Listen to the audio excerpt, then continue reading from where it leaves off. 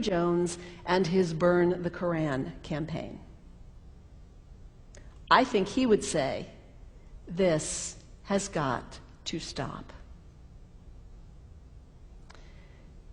Followers of Islam believe that the Quran is a collection of revelations received by the Prophet Muhammad from God about 1400 years ago.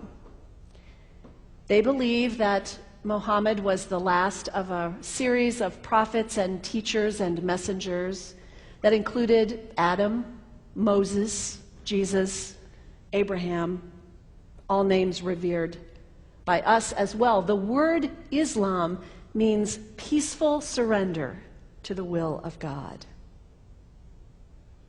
The Quran was written at a time when the Muslim people were being driven from their homes, persecuted, and killed.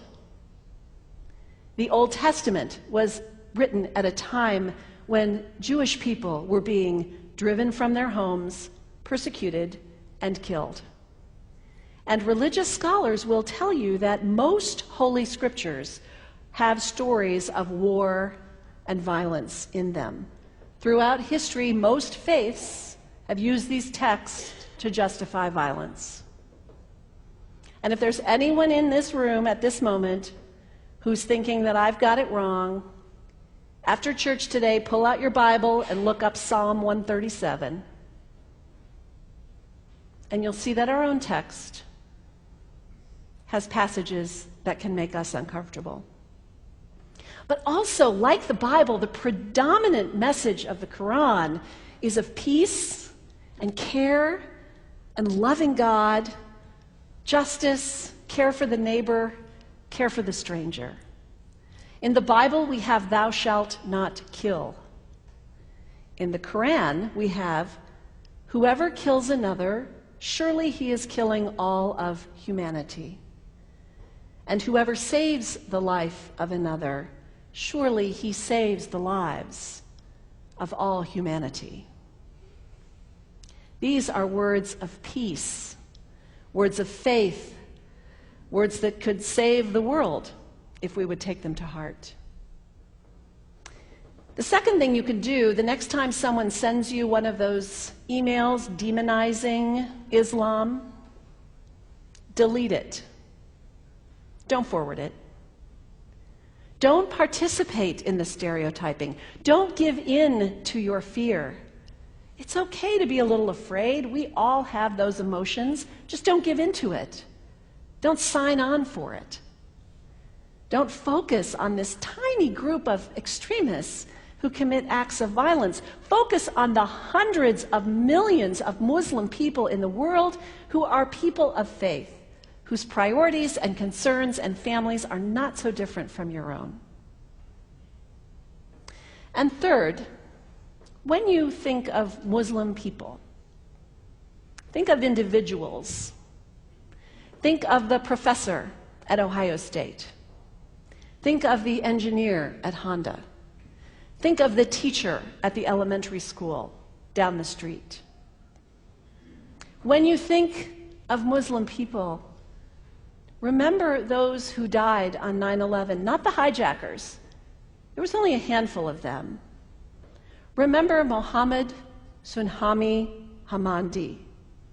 He was born in Pakistan. He came to the United States as a small child with his parents. He played high school football. He went to college. He became a part-time ambulance driver. He died, this Muslim young man, on 9/11, trying to rescue people and save lives. When you think of Muslim people, remember Mohammed Salahuddin Cloudhurry. He was a waiter at Windows on the World, which was at the top of the World Trade Center. He died that day. His wife had their baby 2 days later. When you think of Muslim people, remember Rama Salih. She was a woman, 28 years old. Her neighbors described her as fun and outgoing and generous. And she died on American Airlines Flight 11, 7 months pregnant with her first child.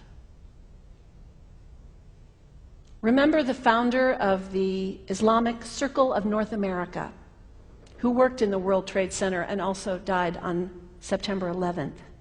That same group now is giving away tens of thousands of copies of the Quran in response to the campaign about burning the Quran.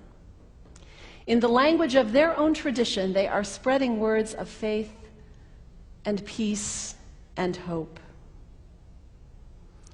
One of the ladies at the 8:30 service this morning said to me after, maybe we should declare September 11th, buy a Quran and read some of it. It is for us to share our message of love and hope and peace, but let us do it with grace and respect and above all, humility. God grant us, as individuals, as a nation, as Christians, the humility for this work.